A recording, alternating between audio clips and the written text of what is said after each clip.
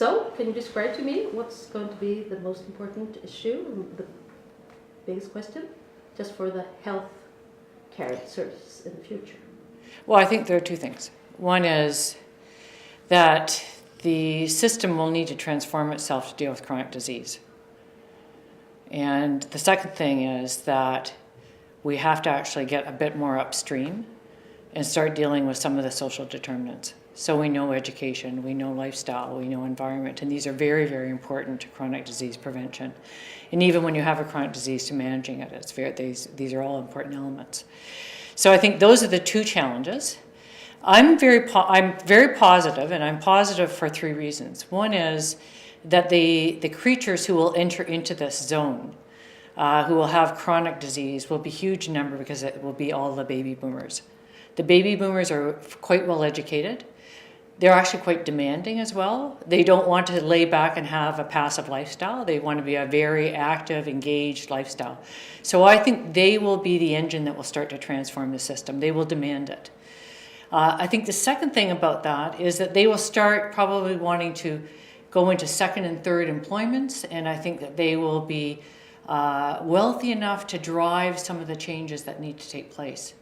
So I think these are very positive. And the third thing that's positive is the fact that people with chronic conditions, they want to manage it themselves. They want to be empowered to manage, and they will be demanding, and they will make the system change.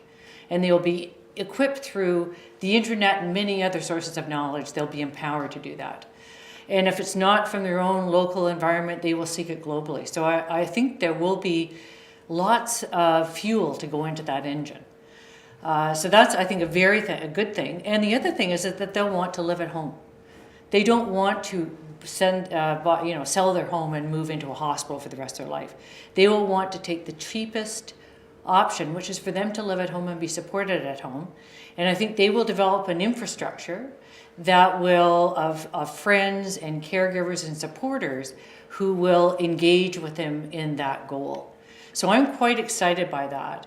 And I think the only thing that will get in the way are current laws and policies that will make it difficult for this baby boomer generation to take hold. I think that will be issue number one.